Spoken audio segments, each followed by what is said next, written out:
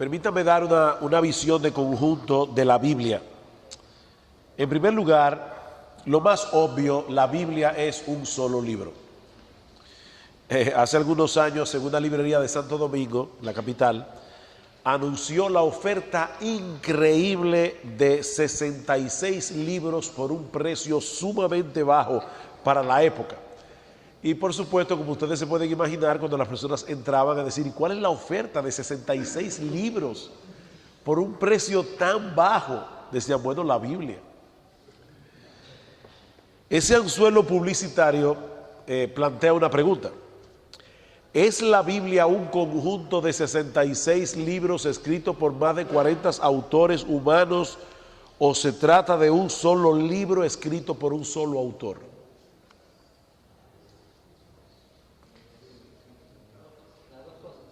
Las dos cosas.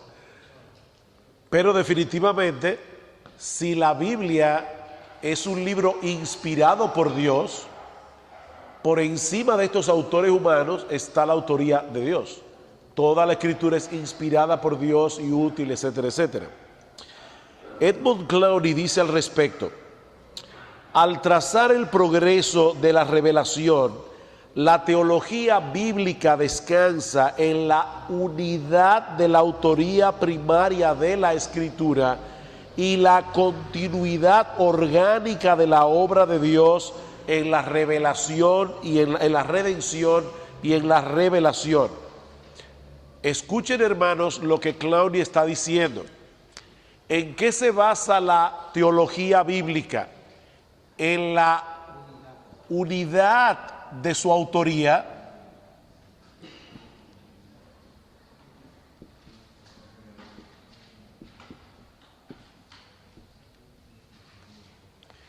y en la unidad orgánica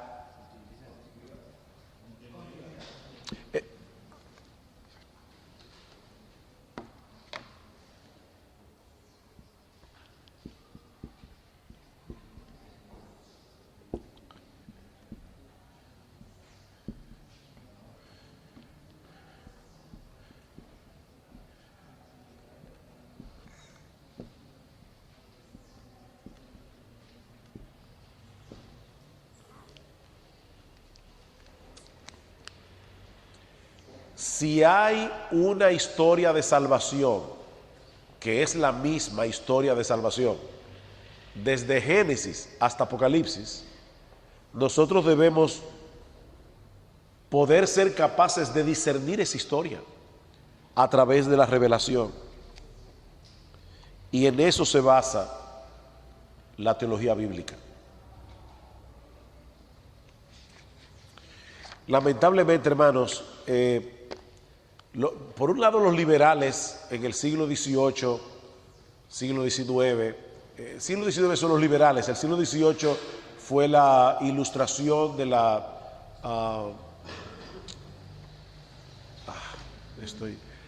en Francia, ese movimiento que surge atacando la inspiración de las escrituras y diciendo la Biblia es un conjunto de libros humanos que muestran el desarrollo de la idea religiosa del pueblo de Israel, y luego vienen los liberales con esa misma idea, ¿verdad? Lamentablemente, hermanos, en muchos círculos evangélicos se quebranta la unidad de la Biblia, tal vez sin intención, por la forma como es predicada en muchos púlpitos cada semana. Porque se sacan textos de sus contextos y se aplican a las necesidades actuales del auditorio sin tener en cuenta la intención del autor bíblico. A final de cuentas, ¿quién es el autor bíblico? Es el Espíritu Santo. Dice Goldsworthy, cuando eso ocurre, la predicación temática y centrada en los problemas de la gente pasa a ser la norma, y los estudios basados en personajes tratan a los héroes y heroínas de la Biblia como ejemplos aislados de cómo vivir. ¿No es eso lo que pasa mayormente en los púlpitos en el día de hoy? Por un lado, la predicación temática. Vamos a hablar de este tema y a la gente le fascina porque ellos quieren saber cómo lidiar con la depresión, cómo lidiar con el temor, cómo lidiar con la ansiedad. Y nosotros podemos hablar de todo eso. La Biblia habla de todo eso. Pero tenemos que ir al texto bíblico en su contexto, hermanos. O tomar a los héroes y heroínas de la Biblia como modelo de cómo debemos vivir. 2. La Biblia posee una estructura. Si partimos de la premisa de que la Biblia tiene un solo autor, viene a ser evidente que uno de los elementos esenciales de la correcta interpretación de las Escrituras es la estructura del mensaje bíblico que Dios quiso comunicarnos en su revelación. En ese sentido, es prácticamente imposible que nosotros podamos interpretar cada parte de la Biblia sin conocer primero cómo se relaciona con el todo. Y en ese sentido no es exagerado, como dice alguien, afirmar que el contexto real de cualquier texto bíblico es toda la Biblia. El contexto real de cualquier texto bíblico es toda la Biblia. Dice Desmond Alexander, no hay un solo libro dentro de toda la colección de los libros de las Escrituras que pueda ser interpretado satisfactoriamente aislado del resto. Cada libro contribuye de alguna forma especial a la metanarrativa de la Biblia y al mismo tiempo la metanarrativa de la Biblia nos ofrece el marco de referencia dentro del cual cada libro puede ser interpretado de la mejor manera. Oigan otra vez lo que él está diciendo, porque estas declaraciones son como un filete, ¿verdad?, de 16 onzas que hay que dividirlos en pedazos pequeños para poder comérselo. Él está diciendo, no hay un solo libro dentro de toda la colección de libros de la Biblia que pueda ser interpretado aislado de los demás, porque la Biblia es un solo libro. Imagínense que usted está leyendo Los Miserables de Víctor Hugo y tú le dices a alguien, wow, este libro me ha fascinado, así que te compré el capítulo 16. El capítulo 16 del libro no tiene sentido porque es parte de una novela, es parte de una trama. Uno tiene que saber por qué el individuo estaba persiguiendo a Jean Valjean y qué fue lo que pasó, si no la historia no tiene sentido. Por otra parte, cada libro de esa colección contribuye de alguna forma especial a esa metanarrativa de la Biblia. El libro de Isaías tiene su contribución, Ezequiel tiene su contribución, Daniel, Proverbios, los Salmos. Y por otro lado, esa metanarrativa entera es el marco de referencia dentro del cual cada libro debe ser interpretado. Ahora, déjenme hacer una aclaración. Eso no quiere decir, mis hermanos, que en cada sermón debemos hacer evidente todas esas conexiones a nuestro auditorio, porque de ser así no vamos a predicar, no vamos a poder avanzar. Una de las cosas, yo creo que les mencioné eso cuando predicábamos desde Ecuador, que hacemos los pastores de nuestra iglesia, es que cada semana se evalúan los cultos del domingo. Y obviamente dentro de esa evaluación se evalúan los sermones. Y a veces nos hemos tenido que llamar la atención mutuamente y decirnos, hermano, no hagas el trabajo de exégesis en el púlpito. Haz el trabajo de exégesis en tu oficina y luego ven al púlpito a predicar la palabra. Pero si yo comienzo con cada texto a tratar de ponerlo en su contexto inmediato, luego en su contexto más amplio, y cómo esto contribuye a la historia de la redención, voy a pasarme media hora en cada mensaje haciendo eso. Y esa no es la idea. El punto es que tú tienes que entender la Biblia a la luz de eso, a la luz de ese contexto. Dice Alexander, cualquier texto tiene mayor significado cuando se relaciona no solo con su contexto inmediato, sino también con el plan de salvación entero revelado en toda la Biblia. De ahí la necesidad de que el maestro de las Escrituras se familiarice con la estructura general de las Escrituras y con la historia de redención que en ella se revela, que es lo que vamos a hacer en estas clases. Vamos a ver esa historia de redención. Vamos a suponer que tú estás enseñando la historia de Moisés y la forma milagrosa como Dios lo cuidó a pesar de la amenaza de Faraón. El predicador común de las iglesias evangélicas muchas veces puede tomar este evento y verlo como una simple ilustración bíblica de la verdad de que Dios cuida de los suyos. Y podemos decir a los niños, así como Dios protegió a Moisés de la ira del faraón en una pequeña barquita, así Dios también puede cuidar tu vida en cualquier circunstancia. ¿Qué estamos haciendo? Estamos usando lo que le sucedió a Moisés en una situación particular y estamos aplicándola universalmente a cualquier hijo de Dios en cualquier contexto. Eso es lo que normalmente se hace, sobre todo en la escuela dominical. Ahora, alguien decía, ¿por qué nuestros niños habrían de identificarse con la identidad privilegiada de Moisés en vez de hacerlo con todos los otros niños hebreos que no escaparon de la ira de Faraón? O sea, yo puedo tomar la historia de Moisés y decir, Dios cuida a los niños. Profesor, ¿y qué pasó con todos los demás niños que mataron en el tiempo de Moisés?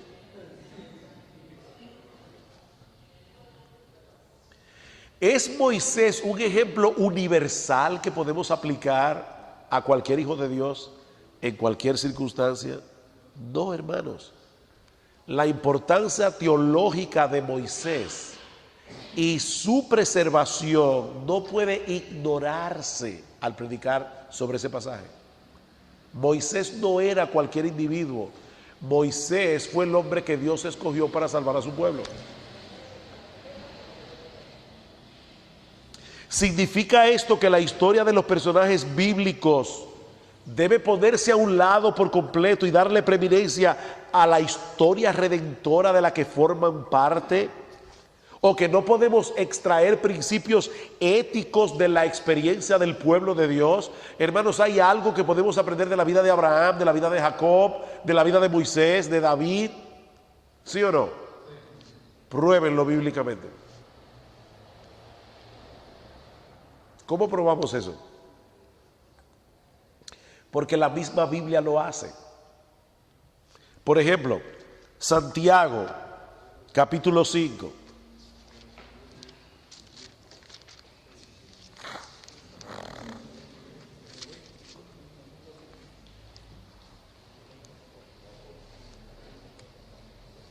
Por tanto, hermano, versículo 7, tened paciencia hasta la venida del Señor. Mirad cómo el labrador, Santiago 11. He aquí tenemos por bienaventurados a los que sufren. Habéis oído de la paciencia de Job y habéis visto el fin del Señor, que el Señor es muy misericordioso y compasivo. Versículo 16. Termina diciendo, la oración eficaz del justo puede muchos. ¿Y cuál es el ejemplo que usa? Elías era hombre sujeto a pasiones semejantes a las nuestras y oró fervientemente para que no lloviese y no llovió. Así que la misma Biblia nos da permiso para usar los ejemplos del Antiguo Testamento y aplicarlos. O Pablo cuando dice, estas cosas les acontecieron a ellos, pero están escritas como ejemplo para nosotros. 1 Corintios 5:11. Pero noten aún en ese texto de 1 Corintios que Pablo está aplicando lo que le pasó al pueblo de Israel, porque el pueblo de Israel en la historia de la redención era el pueblo de Dios y nosotros somos hoy el pueblo de Dios. En otras palabras, como dice Cloney, los israelitas son como ejemplo, pero no como un antiguo pueblo cuyas experiencias sucedieron para parecerse a las nuestras en ciertos aspectos, sino como el pueblo de Dios ocupando un lugar particular en el plan de las edades, es decir, en la historia de la redención, y que ahora puede aplicarse a nosotros que somos el pueblo de Dios al final de las edades, como dice Pablo en 1 Corintios. Así que yo debo entender el texto en su contexto y luego aplicarlo. Eso nos lleva a nuestro próximo punto. La historia que se revela en la Biblia es una historia teológica. Y eso lo vamos a estar viendo a lo largo de esta clase, así que yo no voy a profundizar mucho en eso, pero lo que estoy diciendo es que el Antiguo Testamento, como ya decía, no es una concatenación de eventos de los que podemos extraer algunas lecciones morales o con los cuales podemos ilustrar verdades y principios del Nuevo Testamento. Y hay muchas personas que creen que están aplicando las historias del Antiguo Testamento, cuando lo que están haciendo en realidad es un intento de moralizar usando los eventos y personajes del Antiguo Testamento. Más bien debemos ver el Antiguo Testamento como una historia teológica, hermanos. Todos los eventos que allí se narran fueron seleccionados y registrados con una intención. No por su relevancia militar, política o aún por su relevancia ética, sino por el propósito que Dios tenía en su plan de redención. Es impresionante cómo la Biblia pasa por alto episodios de la antigüedad que fueron muy importantes en la historia de la humanidad, pero a Dios no le importa. ¿Por qué? ¿Por qué Dios habla de un pueblecito llamado Israel que durante muchos años no tuvo ninguna relevancia política, militar? ¿Por qué? Porque ese pueblo jugó un papel importante en la historia de la redención, y la historia del Antiguo Testamento es teológica. ¿Se entiende la idea? Me estoy dando a entender. O sea, ¿por qué Dios escoge algunas historias y les da una importancia enorme? Y a cosas que uno diría, wow, que yo hubiera querido saber un poquitico más de eso, Dios no le da importancia. Les voy a dar un ejemplo. Ustedes se han dado cuenta que la Biblia habla muy poco de Satanás. Satanás es un personaje importante en la historia redentora.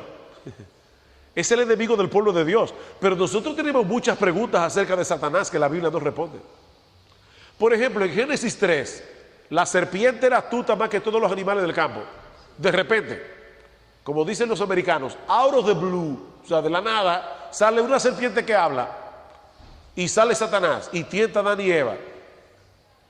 Pero nosotros quisiéramos saber qué fue lo que pasó con Satanás, de dónde salió, cómo fue que se enorgulleció.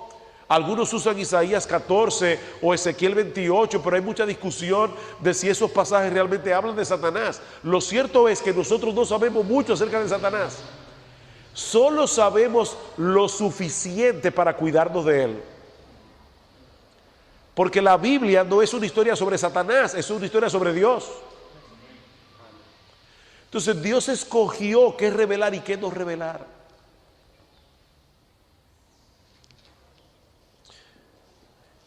4. La Biblia es el libro que trata sobre el reino de Dios. Y ustedes lo leyeron ya en Baum Roberts, que define, siguiendo a Goldsworthy, el reino de Dios como el pueblo de Dios en el lugar de Dios bajo el gobierno de Dios. En Marcos, capítulo 1,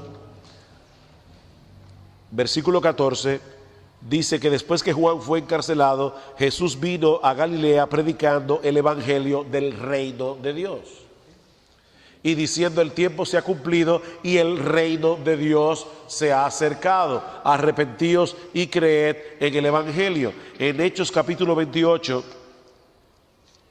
versículo 31, dice que Pablo permaneció 2 años enteros en una casa alquilada y recibía todo lo que a él venían, predicando el reino de Dios y enseñando acerca del Señor Jesucristo. ¿De qué hablaba Pablo? Del reino de Dios. Es decir, el pueblo de Dios en el lugar de Dios, bajo el gobierno de Dios. Ahora, yo debo hacer aquí una pequeña aclaración. Hay un libro que se llama, en inglés, El reino a través del pacto, Kingdom Through Covenant, que yo no estoy necesariamente endosando, yo no estoy aprobando completamente, pero el libro tiene cosas útiles, escrito por Peter Gentry y Stephen Wellum. Ellos señalan en este libro que si bien es cierto que el tema del reino es central en las escrituras, o como dice Michael Horton, él dice que el reino es la categoría intrasistemática de las escrituras.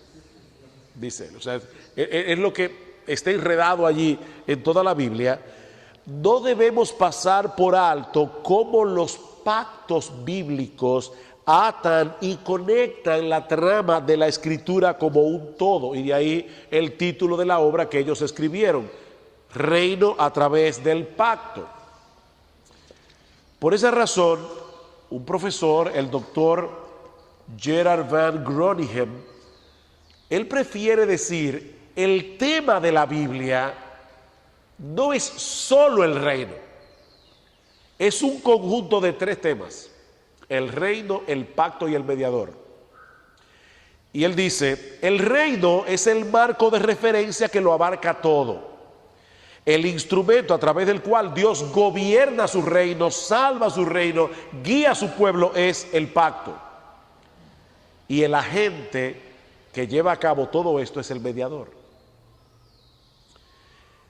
Aún así, yo pienso que esta definición de Goldsworthy sigue siendo útil por su sencillez, siempre y cuando mantengamos en mente que no podemos hablar del reino desconectado del pacto y de los pactos bíblicos y del mediador que es nuestro Señor Jesucristo. O sea, que cuando ustedes oigan reino, entiendan que yo me estoy refiriendo a este reino que es el pueblo de Dios en el lugar de Dios, bajo el gobierno de Dios, pero gobernado por los pactos, guiado por los pactos y a través del agente mediador que es Jesucristo. Si eso está claro, yo no tengo problemas en usar este esquema. Vaughan Roberts, en el Gran Panorama Divino, divide esto. Perdón, no es esto. Es este. Él divide, ¿verdad?, en 8 secciones: el patrón del reino, el reino perdido, el reino prometido, el reino parcial, el reino profetizado, el reino proclamado, el reino perfeccionado y el reino presente. Y ese es el esquema que nosotros vamos a usar, porque es un esquema muy sencillo, muy fácil de seguir. Concluyo esta parte. Dijimos que íbamos a terminar a la 1:30, o sea que tenemos tiempo todavía. Y creo que vamos a terminar un poco antes, porque ya no va a quedar tiempo para dar la próxima lección, ya será mañana. Pero concluyo esta parte con estas palabras de Jason Mayer. A mí me encanta esta cita. Jason Mayer es el pastor que está ahora en la iglesia que antes pastoreaba Piper, como el pastor que predica y el pastor de visión de la iglesia. Dice, la palabra de Dios es la más grande historia jamás contada. Su grandeza trasciende todas las otras historias en todo sentido, porque esta es la historia acerca de Dios, la persona más grande, escrita por Dios, el más grande autor. Qué maravilloso es leer acerca del rey más grande, persiguiendo la más grande de las causas, la gloria del Señor llenando la tierra, derrotando al más grande enemigo, Satanás, el pecado y la muerte, con el arma más grande, la palabra de Dios. Ahora, noten algo interesante en esta cita. No sé si se dieron cuenta. Hay un detalle allí que no debemos pasar por alto. La palabra de Dios es la historia. La palabra de Dios es la historia, pero al mismo tiempo juega un papel protagónico dentro de la historia que cuenta. porque es a través de la palabra escrita y encarnada que Dios establece su reino en la tierra. Así que la Biblia, oigan lo que estoy diciendo, la Biblia es el libro que trata sobre el establecimiento del reino de Dios en la tierra. ¿Y qué usa Dios para establecer el reino que aparece en la Biblia? La Biblia. Este es el libro que Dios usa como arma para llevar adelante su plan de redentores, salvar a los pecadores y establecer su reino. Así que la Biblia es la historia del reino y al mismo tiempo juega un papel protagónico dentro de esa misma historia que ella cuenta, porque Dios obra a través de su palabra. Bien, hermanos, ahora un ejercicio. Vayan conmigo, por favor, al libro de Éxodo.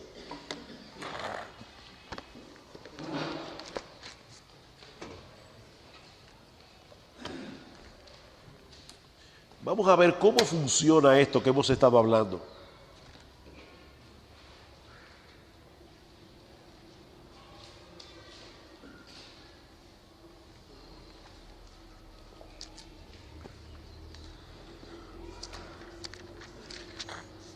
Ahora sí les voy a dar unos minutos breves. Por favor, hermanos, lean los versículos 1 al 7 allí tranquilos. Éxodo 17, versículos 1 al 7. Déjame hacer una pregunta rápida. ¿Quiénes están usando la Reina Valera del 60? Ok, ¿hay alguien que tenga otra versión, aún sea de la misma Reina Valera, pero que no sea la del 60? ¿Qué versión usted tiene, hermano? La del 95. ¿Alguna otra versión? Walter. La Reina Valera Gómez. Eso me llama la atención. La Biblia de las Américas, David. La latinoamericana. Ok, por favor, les voy a dar unos minutos, lean esos 7 versículos.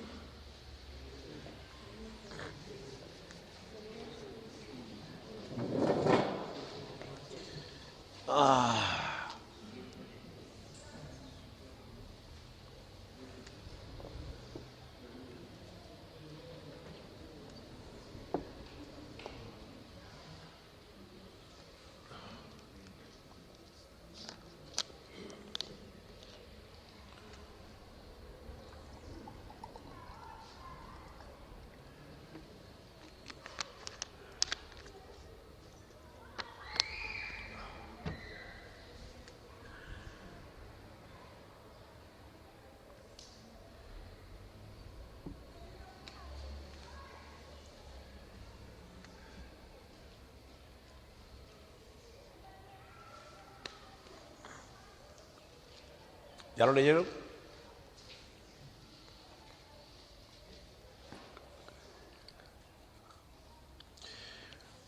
Ok, hermanos. ¿Cuál es el problema que se habla allí? Generalmente las historias bíblicas tienen un escenario, ¿verdad? El escenario, la trama y los personajes. Hay un conflicto y luego una solución del conflicto, ¿verdad? ¿Cuál es el problema que hay aquí? Los hijos de Israel van por el desierto, acampan en Refidín, no hay agua. ¿Cómo reaccionaron los hijos de Israel? Solamente altercaron.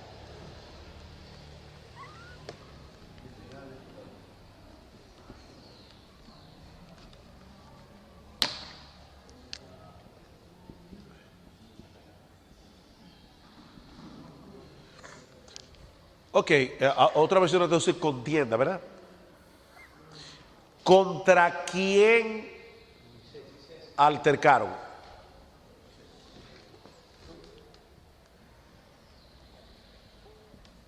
Solamente. Lean el texto. Recuerden, hermanos, aquí no estamos haciendo ningún ejercicio hebreo. Tentaron a Jehová.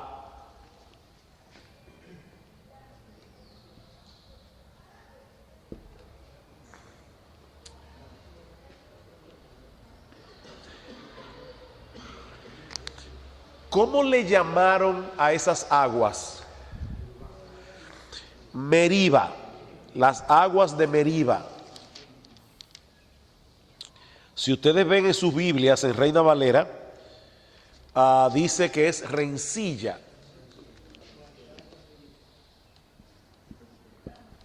La palabra Meriba viene de una raíz hebrea que es rib, que significa Meriba. La palabra masá también viene de una palabra hebrea que significa prueba o tentaron a Jehová. Bien, hasta ahí estamos todavía, ¿verdad?, con el texto tranquilo en español. Si nosotros investigamos un poco más a través de concordancias, sobre todo la concordancia de Strong, que tiene las conexiones en los idiomas originales, sin tener que saber hebreo o griego, simplemente sabiendo manejar la concordancia, podemos ver que la palabra, la raíz hebrea, rib, aparece en otros textos del Antiguo Testamento, como en Jeremías, capítulo 25, creo que el versículo 8, no, versículo 31, para hablar de una contienda legal, como una demanda legal. ¿Alguien puede leer Jeremías 25, 31? También aparece así en Miqueas, capítulo 6, versículos 1 al 8, pero vamos a limitarnos a Jeremías 25, 31.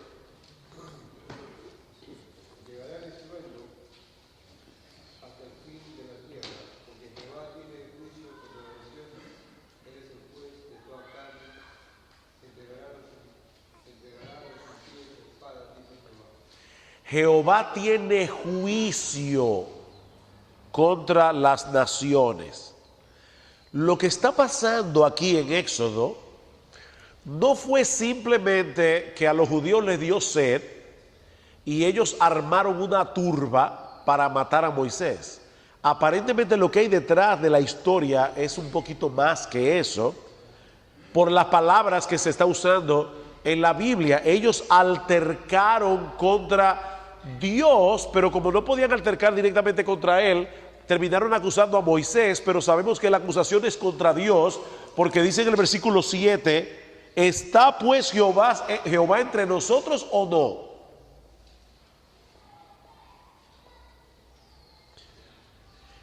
Moisés percibe, o sea, fíjense el punto aquí, hermanos, Israel está acusando a Dios de haberlos abandonado en el desierto. Es eso, ¿verdad? Por eso se pregunta, vea, ¿que está Dios con nosotros o no? ¿No hubiéramos muerto en Egipto? ¿Para qué nos sacó para acá a morir?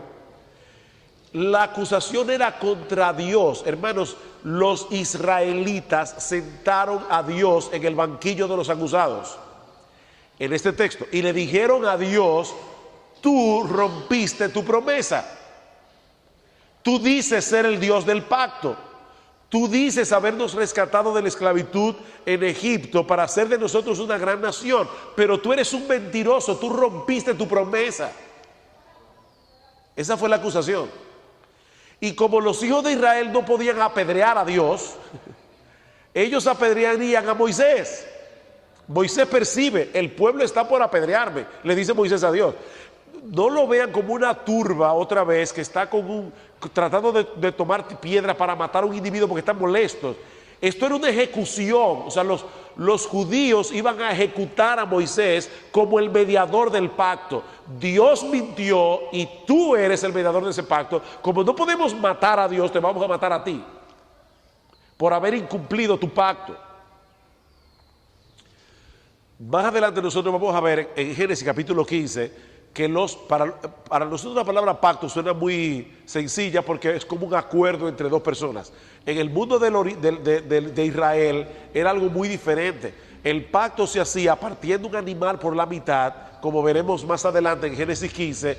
Los que estaban estableciendo el pacto pasaban agarrados de mano por en medio de los animales partidos, diciendo: así me parta Dios si yo rompo lo estipulado en este pacto. Como para los judíos, el pueblo de Israel, para el pueblo de Israel, Dios había incumplido su pacto. Dios debía ser enjuiciado y condenado. Y como el mediador de ese pacto era Moisés, ellos estaban dispuestos a apedrear a Moisés por haber hecho eso. Lean el texto otra vez con eso en mente y vean qué le ordenó Dios a Moisés hacer. Léanlo con cuidado, hermanos, cada detalle.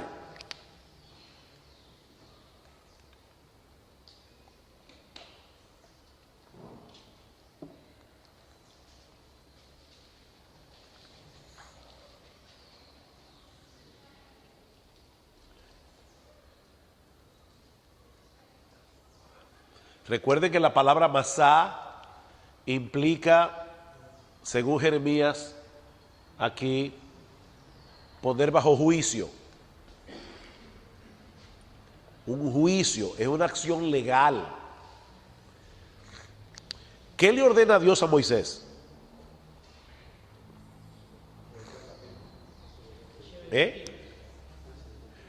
Antes de tomar la vara y golpear la piedra, Esteban, que lleve testigos. ¿A quiénes? A los ancianos de Israel. Hermanos, ¿cómo fungían los ancianos de Israel? Fungían como jueces. Estamos en un juicio aquí y Dios está sentado en el banquillo de los acusados. Y Dios le dice a Moisés: toma la vara. Esta vara era tanto un símbolo de autoridad como de castigo. Eso lo vemos en Deuteronomio capítulo 25, versículos 1 al 3. Isaías capítulo 30, versículo 22. Dice: yo voy a castigar a Siria con mi vara, dice Dios. Y le dice: golpea la roca. ¿Quién pecó aquí, hermanos? En esta historia, ¿quién pecó? Israel. Israel pecó. ¿Y quién va a ser castigado por el pecado de Israel? La roca. ¿Y qué pasó cuando la roca fue castigada? Salió agua y el pueblo pecador recibió el beneficio del agua que salió de la roca. Ahora, ¿qué roca es esta? Bueno, era una roca, pero ¿qué representa esa roca? Y hermanos, si hay algo que yo no quisiera hacer nunca en mi vida es alegorizar las escrituras. Yo no estoy alegorizando la escritura, por eso yo le decía al principio, interpretar la Biblia en su sentido normal es de acuerdo a lo que la Biblia le llama normal. Yo tengo que ver la Biblia con respecto a la Biblia misma. Vamos a ver rápidamente algunos textos. Deuteronomio capítulo 32.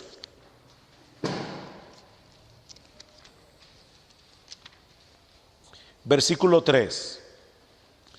Porque el nombre de Jehová proclamaré, engrandeced a nuestro Dios. Él es la roca cuya obra es perfecta, porque todos sus caminos son rectitud. Versículo 15. Pero engordó Jesurum y tiró coces, engordaste, te cubriste de grasa. Entonces abandonó al Dios que lo hizo y menospreció la roca de su salvación. Versículo 18. De la roca que te creó te olvidaste. Te has olvidado de Dios tu creador. Versículo 31. Porque la roca de ellos no es como nuestra roca, y aún nuestros enemigos son de ellos jueces. ¿Quién es la roca? Dios es la roca. Y es interesante notar que en los dos salmos donde se menciona a Meriba y a Masá, en los dos salmos que ese incidente se menciona, se vuelve a hacer referencia a Jehová como la roca. En el Salmo 78 dice,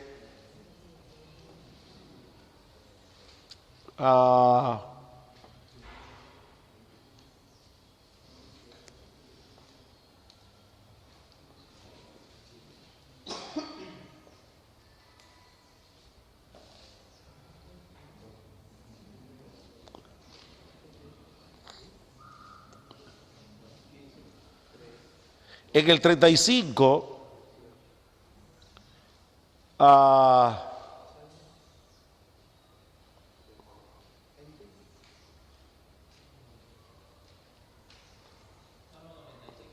no, es el Salmo 78 y el Salmo 95 también, pero dice aquí, hendió las peñas, versículo 15, en el desierto, y les dio a beber como de grandes abismos, pues sacó de la peña corrientes e hizo descender aguas como ríos. Está hablando allí obviamente de ese incidente de Meriba. Lo que estoy buscando es el texto que habla de Dios como la roca.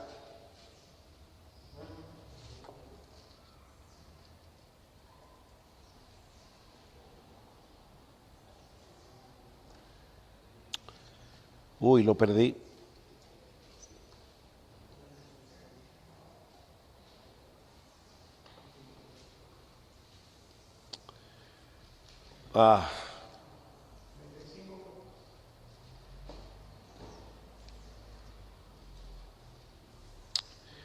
Bueno, lo perdí, pero el Salmo 95 es más claro porque habla directamente del incidente. Dice, venid, aclamemos alegremente a Jehová, cantemos con júbilo a la roca de nuestra salvación.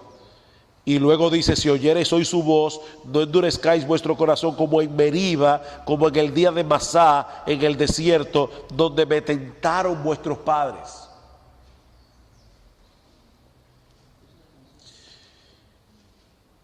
¿Qué es lo que está pasando aquí, hermanos? Dios no fue el culpable en este altercado, pero Él recibe la acción judicial en su contra. ¿Por qué Pablo dice en 1 Corintios capítulo 10, el texto que leímos hace ya un rato, todos bebieron de la misma bebida espiritual porque bebían de la roca espiritual que los seguía y la roca era Cristo? Es Pablo el que nos enseña a interpretar el texto de esa manera. Y Pablo no estaba espiritualizando las escrituras. Pablo estaba diciendo, en aquella ocasión, cuando los hijos de Israel bebieron de la roca, esa roca representaba a Dios que fue golpeada con la vara del castigo. Y de esa roca salió agua. Y de esa agua bebió el pueblo culpable. De manera que en ese incidente, ahí estaba el Salvador, nuestro Señor Jesucristo, representado simbólicamente en esa roca. Y vuelvo y repito, hermanos, eso no es una interpretación jalada por los cabellos. Es que Pablo dice que es así. Eso explica por qué en Números 20 el pueblo vuelve a tener sed y Dios le dice a Moisés, háblale a la roca. Moisés golpea la roca y Dios le dice, por eso no vas a entrar en la tierra prometida. ¿Y qué pecado tan grave fue que Moisés cometió? Ya la roca había sido golpeada. No puede ser golpeada otra vez. Ese fue el pecado. Cuando lo vemos desde esa perspectiva, es que el pasaje comienza a tener sentido. Y yo puedo predicar de Éxodo capítulo 17 y traer una tremenda lección a la iglesia para que ellos vean la gracia de ese Dios que es perfecto en justicia, es perfecto en santidad, no puede pasar por alto el pecado. Y él le dice a Moisés, toma la vara y castígame a mí. Yo voy a recibir el azote que mi pueblo merece. y por yo recibir el azote que mi pueblo merece, ellos recibirán la salvación y el beneficio. Qué diferente, hermanos, es cuando uno ve la Biblia a través de la historia de la redención. Porque ese texto está ahí es para eso, para decirnos algo de la historia de la redención. No es un simple incidente que nos dice, oye, pero qué terco eran los judíos. Y yo puedo sacar muchas lecciones de la terquedad de los judíos y de la incredulidad y todo lo demás que emanan del texto, pero no debo perder la gran historia que está detrás de ese texto, porque la gran historia que está detrás de ese texto es la obra redentora del Señor Jesucristo, dice Pablo en 1 Corintios 10. Eso es hacer teología bíblica, y eso es ver la Biblia a través de la teología bíblica. Hermanos, qué diferentes serían nuestros púlpitos si nosotros hacemos ese esfuerzo de ver la Biblia en su contexto total.